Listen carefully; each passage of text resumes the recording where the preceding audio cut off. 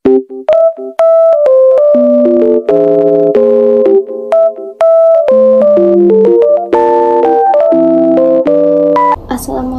warahmatullahi wabarakatuh. Perkenalkan, nama saya Rizka Permata Putri dengan nomor NPM 22411043 dari kelas manajemen 22A dengan mata kuliah manajemen operasi. Di sini saya akan membawakan materi tentang operasi dan produktivitas.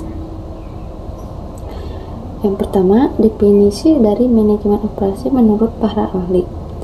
Manajemen operasi merupakan serangkaian aktivitas yang menciptakan nilai dalam bentuk barang dan jasa dengan mengubah masukan dan hasil menurut Jay Heiser dan Barry Render. Kedua, manajemen operasi merupakan sebuah disiplin ilmu tentang aktivitas yang berhubungan dengan menciptakan barang dan jasa melalui proses transformasi dan input menjadi output menurut Nigeselek dan Alistair Brandon Jones. Manajemen operasi adalah strategi penciptaan barang dan jasa melalui fokus perbaikan mekanisme input seperti tenaga kerja, modal, material, dan informasi. Sedangkan proses output barang atau jasa dan produktivitas keuntungan. Yang dimaksud dengan produksi yaitu merupakan proses menciptakan atau membuat produk tangible atau intangible baik berupa barang atau jasa. Pengorganisasian untuk menghasilkan barang dan jasa. Terdapat 3 fungsi yang digunakan oleh perusahaan. Yang pertama, pemasaran sebagai menghasilkan permintaan. Yang kedua, produktivitas atau operasi adalah sesuatu yang menciptakan sebuah produk. Dan yang ketiga, keuangan, yaitu untuk melacak seberapa baik kinerja organisasi membayar tagihan dan mengumpulkan uang. Perbedaan ciri-ciri barang dan jasa. Yang pertama, ciri-ciri barang, yaitu barang dapat dijual kembali. Yang kedua, barang dapat dijadikan persediaan. Yang ketiga, beberapa aspek kualitas dapat diukur. Yang keempat, penjualan berbeda dari produktivitas. Yang kelima, barang dapat dipindahkan. Yang keenam, lokasi fasilitas mempengaruhi biaya. Yang ketujuh, mudah diproduksi secara otomatis. Dan yang kedelapan, penghasilannya dari barang mentah. Ciri-ciri jasa. Yang pertama, penjualan kembali tidak bisa dilakukan. Yang kedua, banyak jasa yang tidak bisa disimpan. Yang ketiga, banyak aspek kualitas sulit diukur. Yang keempat, penjualan biasanya merupakan bagian dari jasa.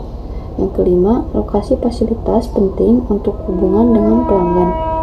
Yang keenam, jasa biasanya sulit diproduksi secara otomatis. Dan yang ketujuh, penghasilannya dari jasa yang tidak menentu. Contoh kegiatan manajemen operasional di sektor barang dan jasa. Yang pertama, produk barang terdiri dari manufaktur, pertanian, perkebunan, perikanan, pertambangan, industri berat atau ringan, konstruksi, otomotif, dan perumahan. Dan yang kedua, produk jasa terdiri dari jasa profesional, pendidikan, umum, kesehatan, perdagangan, layanan masyarakat, transformasi perbankan, dan asuransi.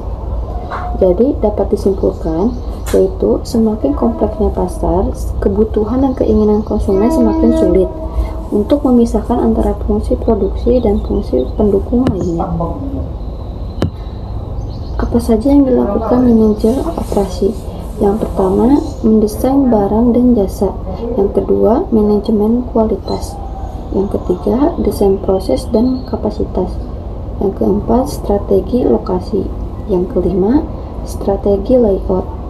Yang keenam, sumber daya manusia dan desain pekerjaan. Yang ketujuh, manajemen rantai pasokan. Yang kedelapan, manajemen persediaan. Dan yang terakhir, penjadwalan. Bidang kegiatan manajemen operasional. Ada beberapa bidang kegiatan manajemen operasional yang perlu diketahui, seperti manajemen pabrik. Yang kedua, direktur pembelian. Yang ketiga, manajer mutu. Yang keempat, konsultan perbankan proses. Dan yang kelima, manajer dan perencanaan dalam rantai pasokan. Produktivitas. Apa sih itu produktivitas? Produktivitas adalah rasio atau perbandingan antara output dan input. Dalam pengertian umumnya, produktivitas adalah hubungan antara keluaran barang-barang atau jasa dengan masukan tenaga kerja, bahan, dan uang. Bagaimana sih perusahaan meningkatkan produktivitas?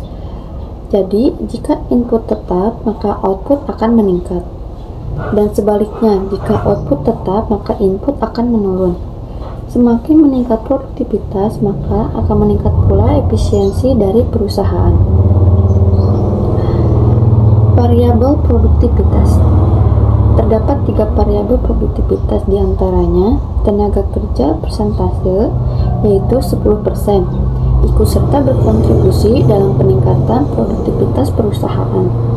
Yang kedua, modal persentase, yaitu 38%, ikut serta berkontribusi dalam peningkatan produktivitas perusahaan. Dan yang terakhir, manajemen. Persentasenya yaitu 52% ikut serta berkontribusi dalam peningkatan produktivitas perusahaan. Sekian yang dapat saya sampaikan. Wabillahi taufiq wal hidayah. Wassalamualaikum warahmatullahi wabarakatuh.